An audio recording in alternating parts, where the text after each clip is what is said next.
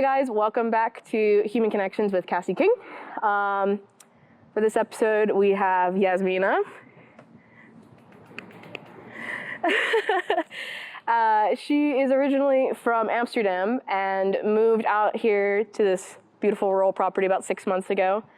We're here to talk about her life and all that jazz. Would you like to tell me a bit more about yourself? Yeah, sure. Yassmina came to move here when, damn, this is difficult. You'll be fine. You'll get into it. 26 years old and in the bloom of my life, figuring out what I exactly want to do. And I came to Spain as my first growing point as an adult. So yeah. What was your experience in Amsterdam prior to this? Like what made you want to leave the Netherlands and come here? I think probably the city life was getting a little bit tired for me. I didn't enjoy being in this environment, like very career driven, very short in some kind of way. I don't know my neighbors, for example. It's like a very two city.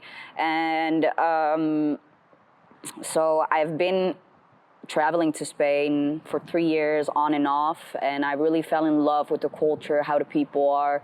Very simple-minded. Shit can happen tomorrow. It's all fine, you know? But yeah, Amsterdam was totally the opposite. It's like, okay, today, in a hurry, everything fast-paced, and I really got tired of that life. So yeah, that's why I actually made the decision to come this way and start over. Yeah. How have you found it starting over? Have you found it really difficult, or has it been pretty easy so far? It is. It helps that I have a friend that lives here, obviously. But it is difficult, definitely, coming into a country where you don't actually speak the language and meeting new people. It's always a little bit scary. So it's definitely not easy, but I do love this way of life. Yeah. How long have you been learning Spanish now? Oh, I've been learning before I actually moved here, but Duolingo is not the proper way to actually learn a language. Well, it is obviously, but my pace is very slow, and I think I can understand it better than I can speak. So that's what I'm going through now. I think that's pretty normal. I find when I learn foreign languages too, like I find it easier to understand it than speak it. Definitely. But I don't know. Or I'm best at reading the language. Yeah. I think it's that's also how I started with Duolingo. In the beginning, it was a lot of reading and writing, and that I got now. But yeah, just speaking is so difficult. And also, I've been brought up with multiple languages, speaking Dutch, English from a young age, and also being Moroccan. So I learned Arabic also at a young age. Having those 3 languages already interrupting my brain makes it a little bit difficult to also add another language. Yeah, I think you were saying that the other day. Yeah, some people say that learning several languages, it's kind of easy to stack them on top of each other. Yeah. Versus other people say it's harder because you get confused in your head. You think it's harder? I think it's harder. At least it's harder to get it stuck. And I have this thing of mixing those words together. Like we were talking the other day, and suddenly I switched to Dutch. Yeah. Where I was like, oh snap, I need to change it up. And I had this moment today as well where I was talking Arabic to another man, and then I needed to switch to English, but I spoke Dutch. So That's crazy. Yeah. Wait, what language do you speak in your head? In my head, lately it's English because I'm surrounded by English-speaking people. But normally it's Dutch. Yeah. I hadn't thought about that. The idea that So the voice in your head changes languages as well. Definitely. Like if I'm surrounded in an area where I need to speak another language, I will eventually also think in that language because I'm getting so used to speaking in that language that my brain just does that. Wow. Yeah. Yeah, man, I said this to you the other day. Like, you've inspired me to try to learn languages again. It's just never clicked well for me. But I don't know, being here and everyone speaks different languages. Even like Diano knows 3 different languages. Yeah. I wish I could be like that. So I want to try again. I just think it's a lot of self-discipline and commitment that is difficult for me to do. It's also what you're surrounded with. Like obviously, you lived in the UK and United States, which are like English-speaking countries. So you're surrounded by your own language. If you are almost forced to speak another language, you will adapt faster. I would say. For me, it's the same. Like coming this way, we as Dutchies speak practically really good English, but since I moved this way, being surrounded by a lot of English speakers, it developed so rapidly that by now I feel like I don't even have like an accent speaking English anymore. Yeah. Yeah, I couldn't quite place your background when I first met you, and I was hearing your accent. I was like, I cannot quite place it. I feel like it's softened a lot learning and being around all sorts of different cultures and languages. Yeah, definitely. But there's also this funny saying of Moroccans being able to speak any language because we adapt so quick in our environment. It's really strange. But also having this backstory of our language being intertwined with French and Spanish, it makes it a little bit easier to also adapt. So I would say, yeah, definitely. It's true that people who speak multiple languages will adapt faster, but they will also confuse them a lot. Yeah. I'm wondering, I don't know, part of me feels like it's a little late to learn languages because I read something that talked about how the synapses in your brain that connect that, like, form languages and help you learn languages and stuff, a lot of them will kind of die off by the age of 18 if you're not learning languages. I don't know how true that is. I have to I'd look into it, but yeah. I'm afraid it's going to be really hard for me to learn language. Like I took French for, only a semester, but even that, I found it so difficult, especially to hear it. Reading it was fine. I don't know why, but hearing it was hard. Speaking it was kind of hard. I don't know, but I want to try again. I know Spanish is one of the easier languages to learn, and I love Spain, and I want to keep coming back, and it would help to know some Spanish. Yeah, no, I get that. Yeah, no, French is difficult, I would say, especially with pronouns and stuff like that. But also Spanish comes a lot closer towards English, where they have similar words. But no, I don't think if you're older, it is more difficult, obviously, because we tend to choose the simple way. If we notice that somebody is speaking English, we will switch to English, for example, instead of going through that phase of just trying, because we're so scared to fail. But you need to fail to actually learn something, right? So I would say just try. I know.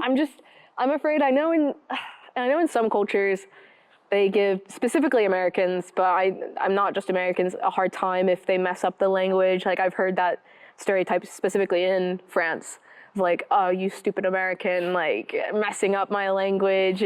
Or you were talking about, I forget where you were. You were in town the other day, and you tried to speak Spanish or something, and they just started speaking to you in English. They were like, oh. Yeah.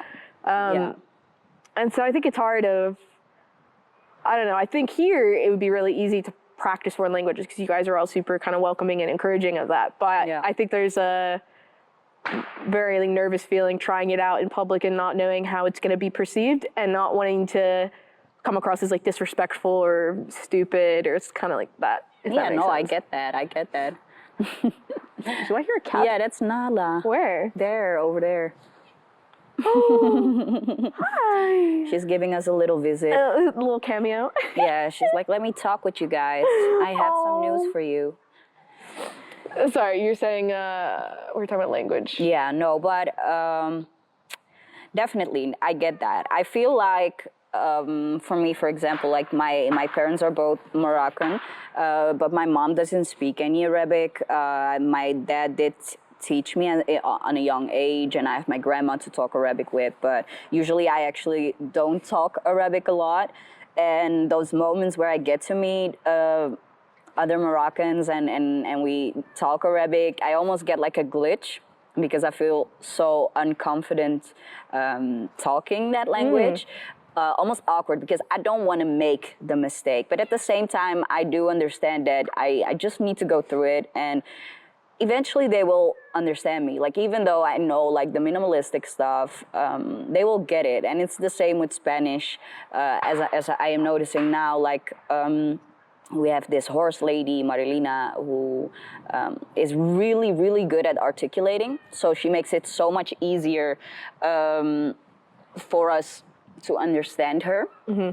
But when I go to the city and I say like I love your shirt or something, they'll be like, oh yes, and start a whole conversation, and like I just know 3 words, and I'll be like, vale, claro, sí, and that will help me a lot.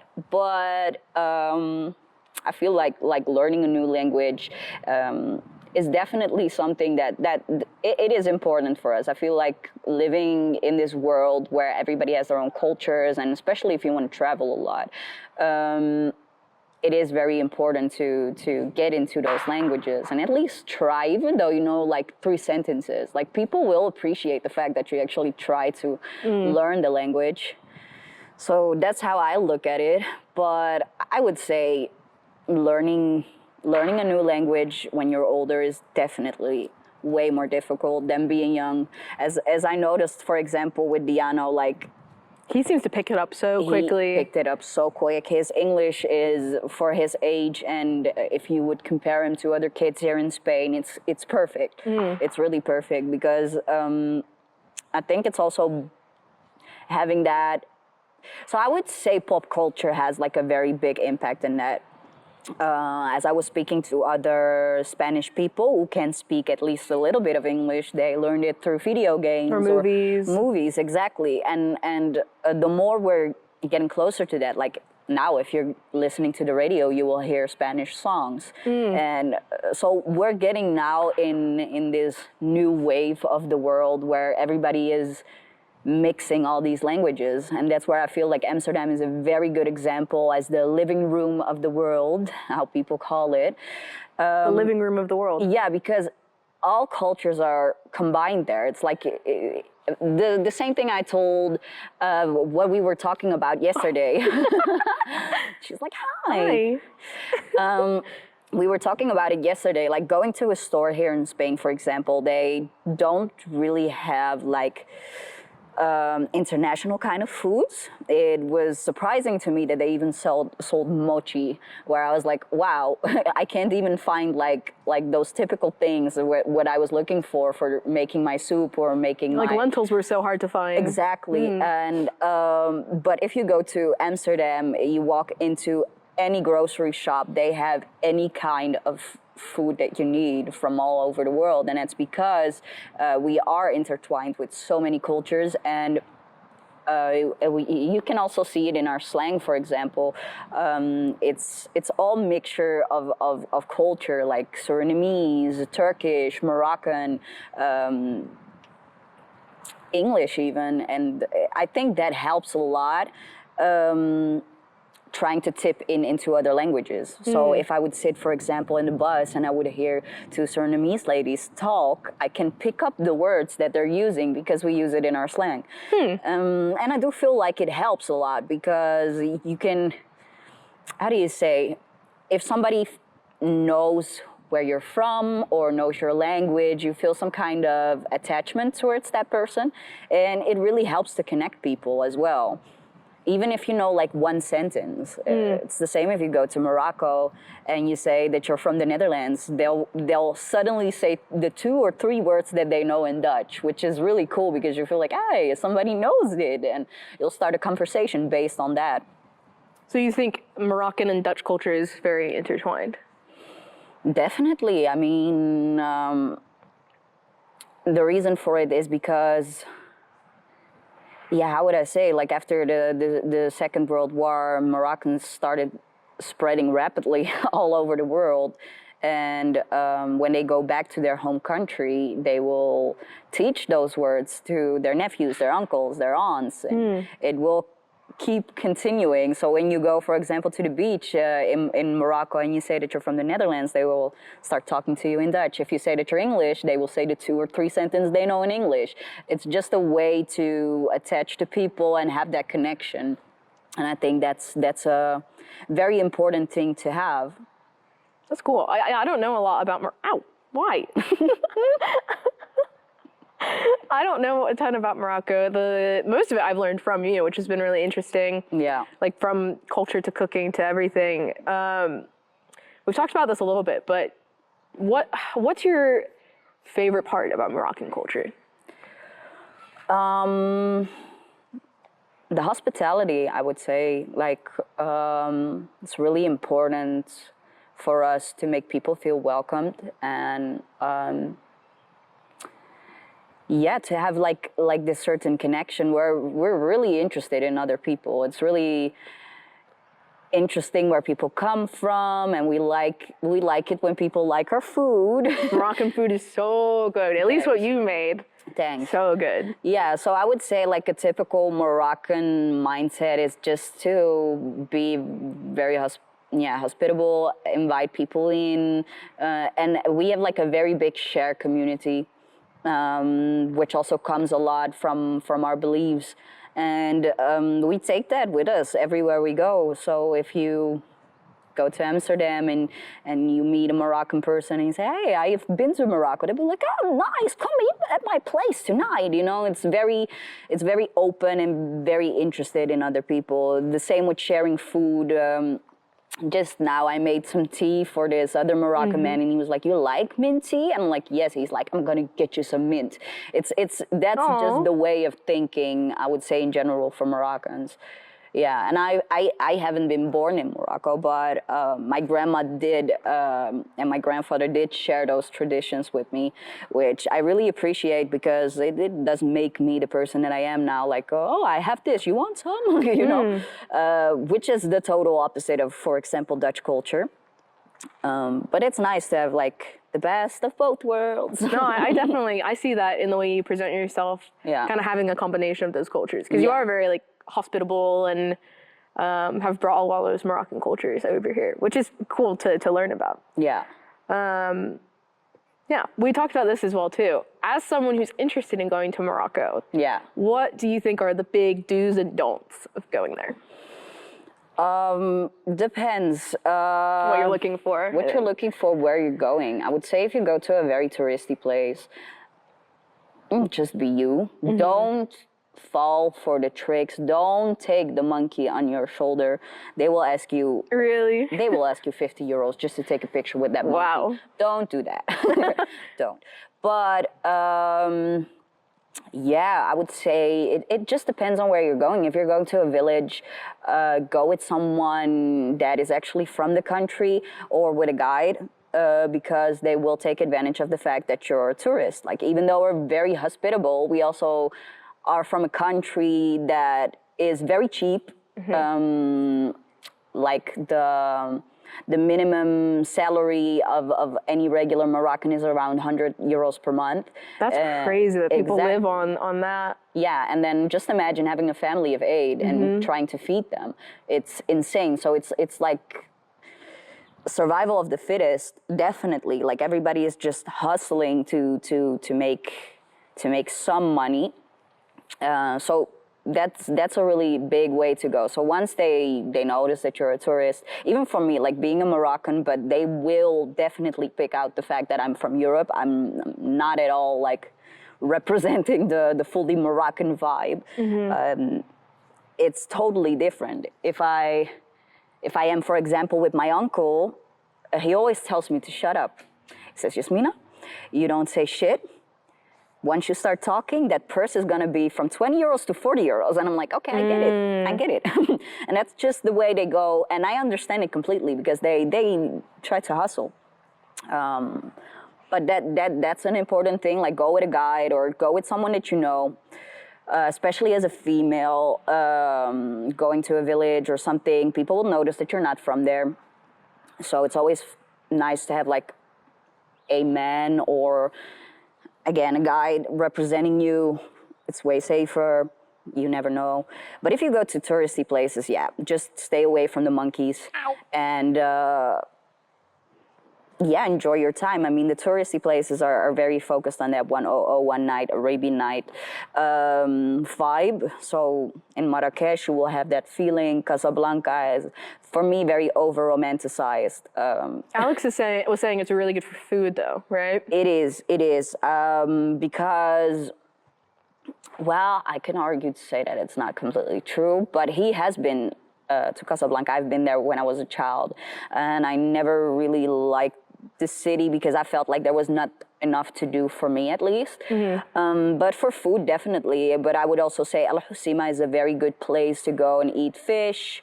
I am from the area of Tanja, which is close by the sea of Spain. It has a lot of Spanish influences, but I like the vibe. It's close to a beach, which Marrakesh isn't. It's like almost desert feeling.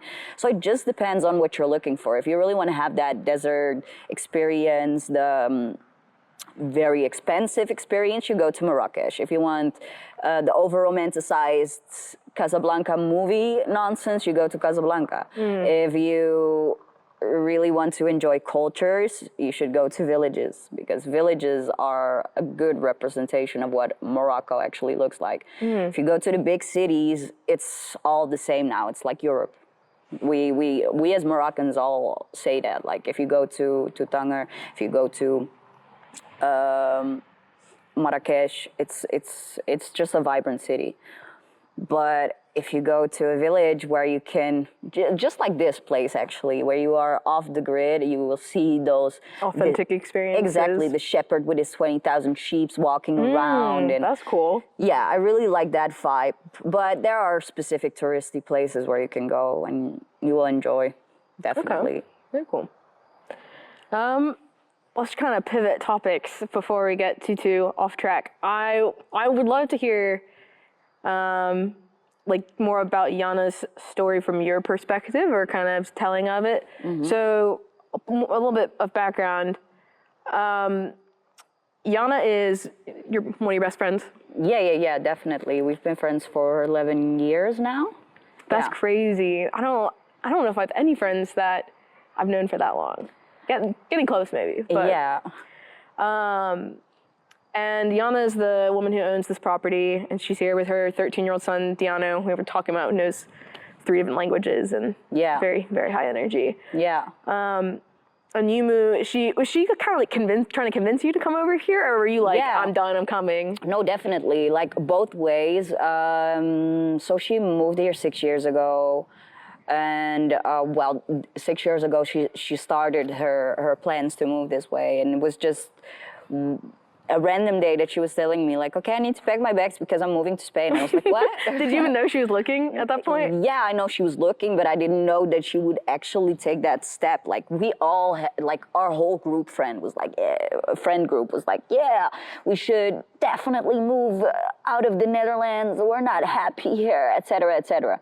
But when she started talking, she visited here, and she was saying, yeah, I was staying at this place, and we started looking at houses and stuff like that. I was like, okay, cool. You know, he was just looking. And then you didn't think she was gonna but pull the trigger? That's because all of us were like, yeah, we're gonna do this, and then never did it. And she was actually the first one to make it real. And a month later, we started packing her stuff, put it in a very big truck, and yeah, from one day to the other, she just moved this way. And I was one of the friends that just kept calling. I think that's a very big part, because once you start moving out of a country where you have a lot of friends and your family, people might be like, oh, you're not in eyes reach, so I will see you when I see you. But I never felt like that. I was like very interested, like, okay, what are you up to now, and what are you doing now? And seeing this place, how it was in the beginning, to what she created, it's actually insane how much she invested in this place and how it looks like now, because it looks perfect. I mean, there's still enough work to do, obviously, but I mean, this place is beautiful. She picked a great location and everything. Definitely. How did you feel when she left? Were you sad? Were you happy for her? Maybe a bit of both? Yeah, both. Obviously, moving to another country, new adventure, and she was scared as... Yeah, she was really scared. She was like, okay, and I need to learn a new language, and my kid goes to school now, and I need to talk to his teachers, and I can't even speak Spanish. Wow. You know, so she was really thrown in the deep, because she didn't have like what I have, for example, or what Alex has, an environment where you can actually communicate with people. She was just surrounded by Spanish people, and she was like, okay, I need to adapt now. That is a big leap. I hadn't really thought about that. So she didn't know, neither her nor Diana knew Spanish when they moved here at all? Nope. That must have been difficult for him as well, being a kid going to school where he didn't speak the language. Definitely. How did that work? Well, he was just interesting to people.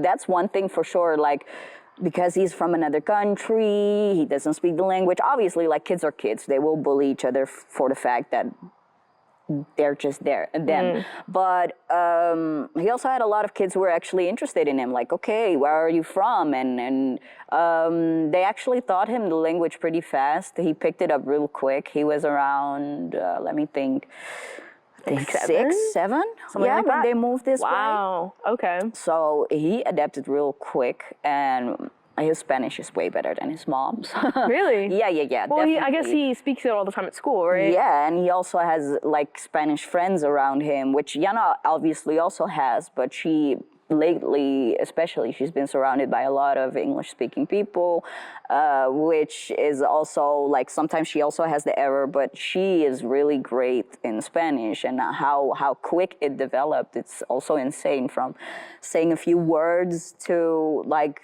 having business talks now. It's really insane. Wow. Yeah. Her life story, hearing about all you guys is like so cool. So many people talk about making these big changes, but so few people actually go through with it. Definitely. And that's why I feel like, especially when she said that she was going to move this way, I was like, oh. And then she did it, and I was like, damn, how are you going to survive now? What are you going to do? Like, but she managed her way. She found the right people to help her and find her way also in Spain. And now 5 years, 6 years have been passed, and I've been traveling to Spain again 3 years on and off, and seeing her growing into the person she is now, like speaking almost fluent Spanish, and being the businesswoman also that she is right now. It's just amazing to see her grow. Yeah, definitely. You guys have been through a lot together then. My gosh. Yeah, no, definitely. I mean, I was 15 when I met her, and she was 23. How did you guys meet again? We were both volunteers at this youth center in Amsterdam. Right. Yeah, so that's how we met. Bonded over fake Gucci and fake Louis Vuitton. Yeah, and then started hanging out with each other, and then I practically lived at her place in Amsterdam, and then she moved this way, and I was like, damn. And she tried to convince me for 3 years, like, come Why this didn't way. you want to initially? In the beginning, because I felt like I needed to be financially secure to come this way. I get that. In my brain, it was like, yeah, it's a foreign country. I don't know anything about it. How am I going to afford things, and yada, yada, yada. And so I got him burnout last year. And that was the moment I actually realized, like, okay, I am so not happy in this country. And I was way more happier when I had like this stuck group friend that I would see every weekend and hang around with and stuff like that. And I was just thinking, I was also talking to Yana about it, and her stepfather and my aunt, and they were all like, what are you waiting for? Like, to be financially stable, to move to another country, to finally be happy, like, figure it out. Just go and figure it out. Like, waiting will get you nowhere. So I did, and I moved, and now I'm chilling here. Was there a point that you had that was like the final straw where you're like, I need to get out of here?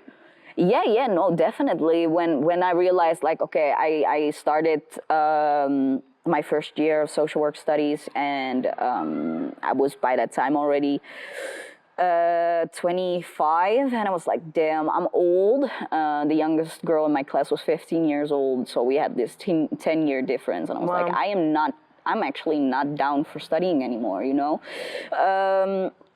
And I was just in a very unhappy place. I felt like, okay, I just locked myself up at home, isolated myself a lot.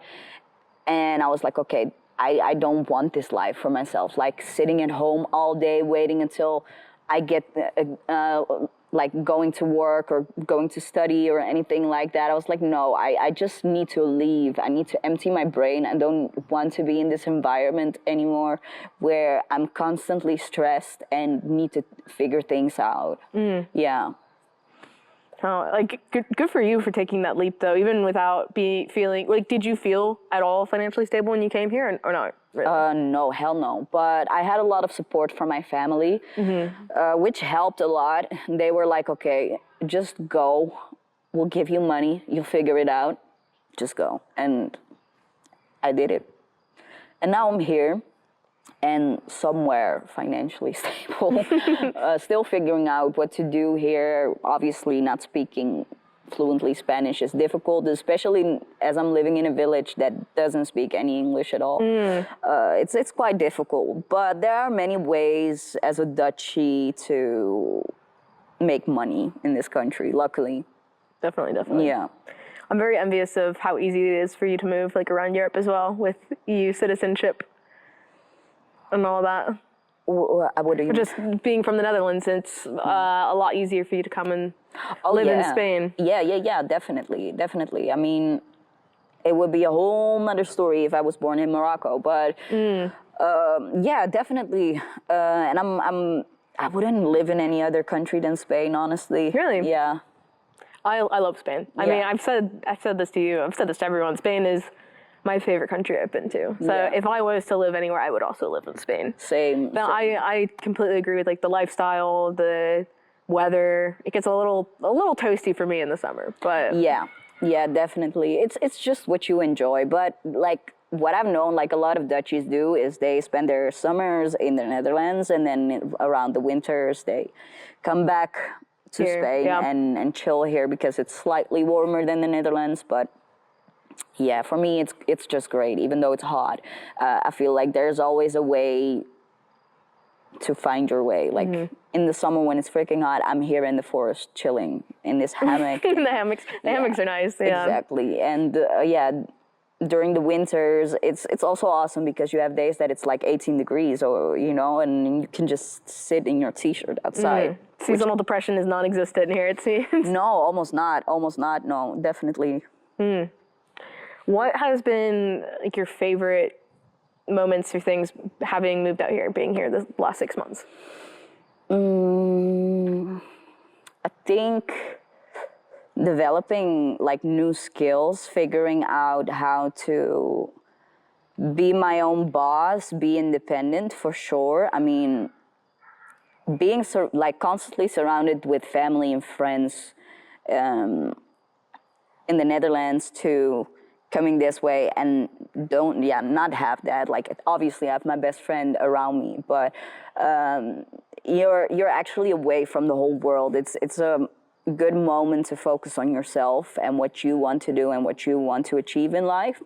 And I feel like I figured that a little bit out by now. Like I really want to do something for myself.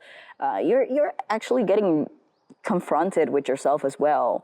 So being so secluded from the outside world actually opened my eyes into, okay, I can do this, I can do that. And I try to use my creativity. And as much as I want to say Spain and Morocco are very opposite from each other, they're exactly the same in some kind of ways because everybody is hustling out here as well. So I figured out like, okay, I can have that thought, you know, in the Netherlands you're brought up with the thought of you need to have stability, don't take any risks before this or that happens, and the saying like don't throw away your old shoes before you buy new ones. I feel like it's bullshit. I feel like sometimes you just need to go through it. And as I hear stories or even TED Talks of people that they lost everything and started all over again and eventually found their way, I think it's very important to go through certain phases in your life where you are confronted by yourself. Like, for me, the burnout was like a very good confrontation. Like, okay, you did it that way. That doesn't work. You're tired. You don't know what to do anymore. You're stuck. And the moment I landed in Spain, I was like all full energy. I was looking forward. I was like, yes, new chapter, new life, new this.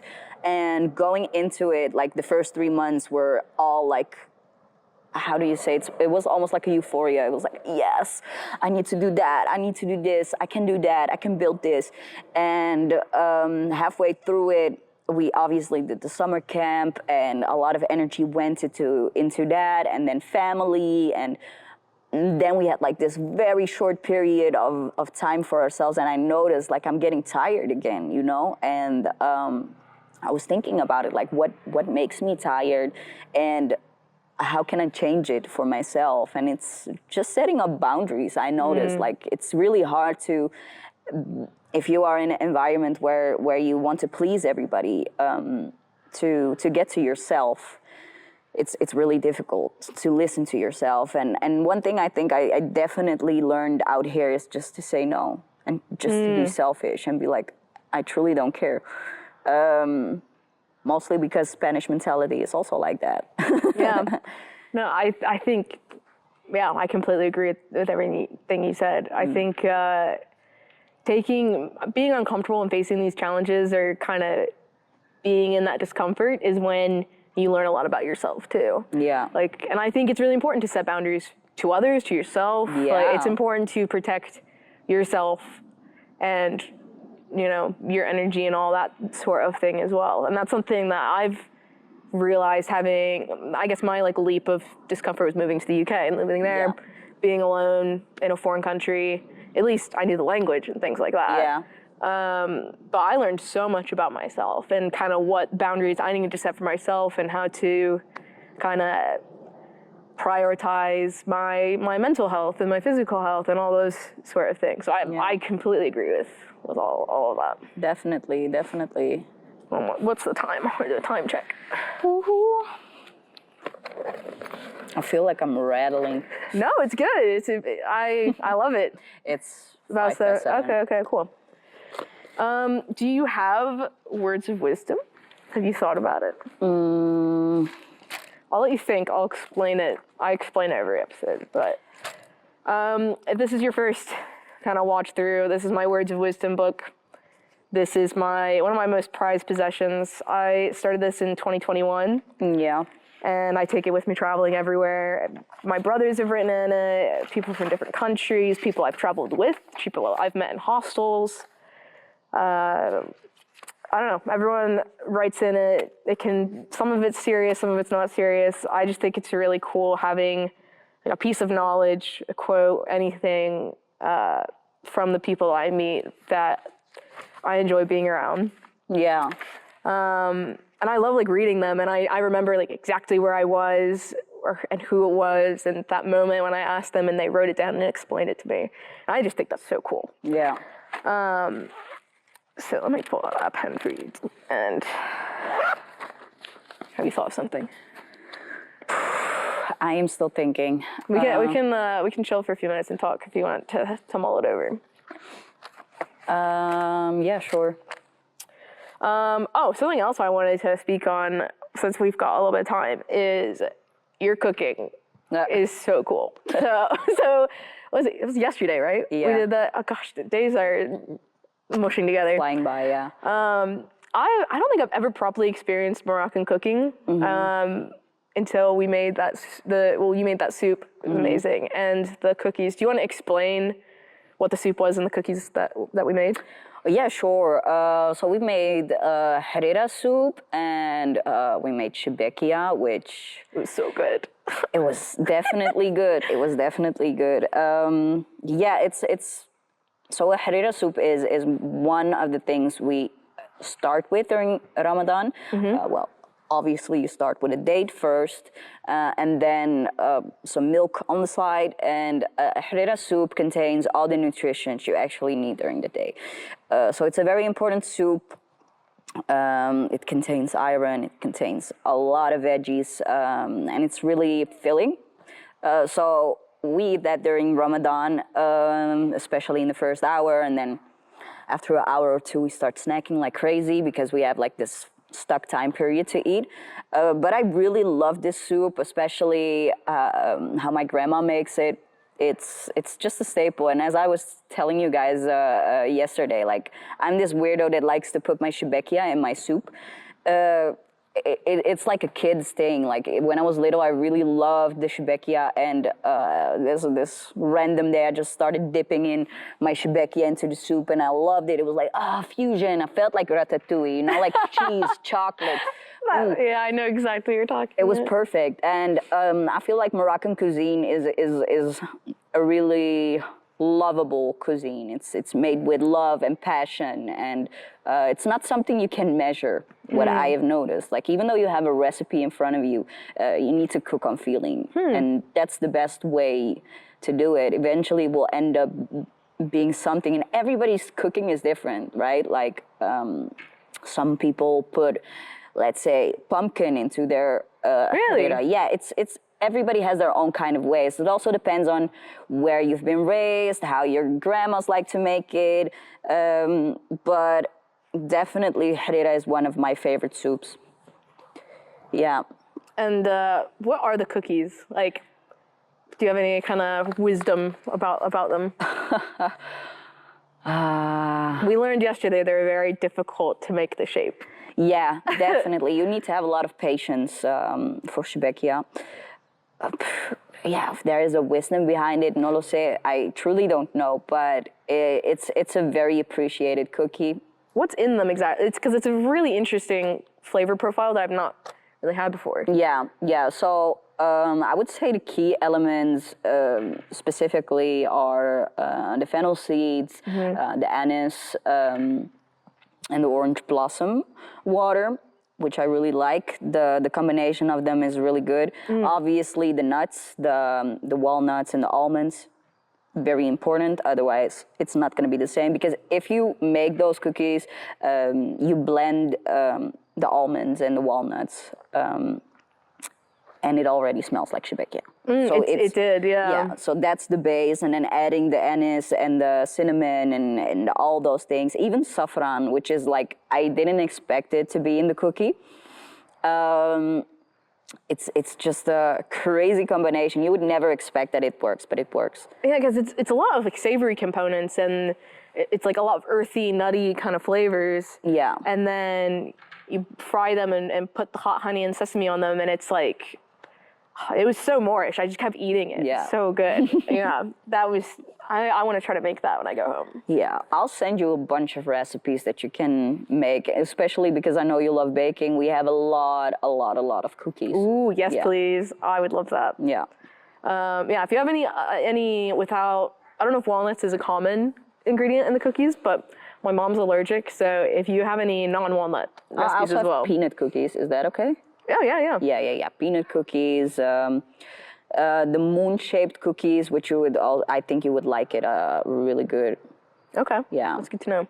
Yeah, I'm going to be very excited to try out all of this international cuisine that I've acquired from the 2 weeks being here between you and Alex and Yana. Yeah. It's very interesting. Yeah. Cool. I was just saying to Alex also today, it's like we have this crazy fusion of the household right now, which is it is so cool to see, especially with Yana, because she is fully Dutch. Let's say Amsterdam is the living room of the world, and by the years, even as a Dutchie, she was more interested in foreign foods than Dutch foods. So she adapted real quick to other cuisines now. She is making Turkish lentil soup. The other day, she is making sauta soup, this Surinamese kind of Indonesian fusion, and I really love that effect. Also living in it was the best decision ever to move out of Amsterdam, but it was a perfect experience living there and getting intertwined with all these different cultures, because especially here, there is not much of this fusion. I mean, the craziest thing you can get here is a kebab. And it's not that crazy because there's a kebab store in every street. Yeah, I hadn't really thought about that. That is an interesting point, though. Yeah.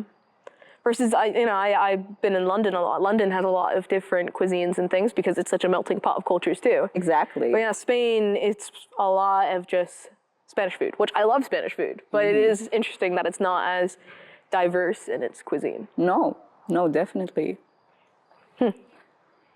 Well, I'm gonna get that. I think you sent me the recipe for the soup and the cookies. Yeah. Alex needs to send me that salmon pasta dish. I want some of Yana's recipes too. I'm gonna be harassing you guys for food. Yeah. No worries. Cool. Do you have words of wisdom? You can think for a minute if you need. Take your time. I can also like slice the video if you want to think about it for a minute. No, I'll be fine. So I wrote down, stay true to yourself, love yourself, appreciate yourself. At the end of the day, it's your thoughts that count. Oh, I like that. Yeah. That's very you as well. Like, I feel like if there's one takeaway I could take from all of our chats at the bar and stuff, it's the idea of like prioritize yourself and you do you kind of thing. Yeah, definitely. I feel like, as we were talking about it last time, like we're stuck in this weird ass generation where we have like this new generation that's all into themselves and trying out new things in life. They love taking that risks, with us being literally in the middle of it, like almost millennial, but also at the same time like very Gen Z. I feel like it's really important that, like, most of us have been brought up by either millennials or boomers, as we say it. And what I've learned from them specifically is, you need to work hard to get what you want. You need to, how do you say, strive almost above yourself to get to the goals that you want to get. And one thing I've learned from Gen Z is just to YOLO it, practically. Like, you only live once, just try to figure out. And I feel like I'm somewhere stuck in the middle now where I'm like, okay, I've been a people pleaser for the most of my life. And I am now at this point that I feel like a lot of mental problems have been created just by trying to fit in some kind of picture.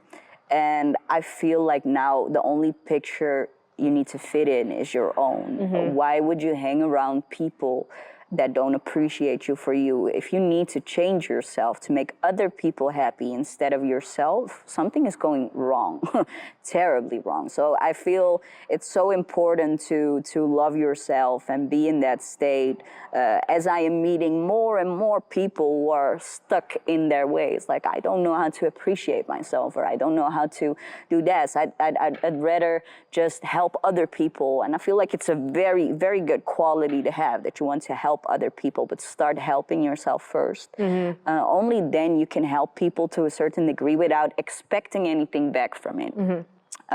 Because expectation makes fault. And one thing you can always rely on is yourself. So love yourself, appreciate yourself. And after that, you can appreciate anything and everything you want. That's how I live my life. I think that's a beautiful place to end. I love that. Yeah. Perfect. Thank you very much. This is, again, Yassmina. Thank you for joining us. And join us next time on Human Connections with Cassie King. Cool. That was great. This is my first podcast ever.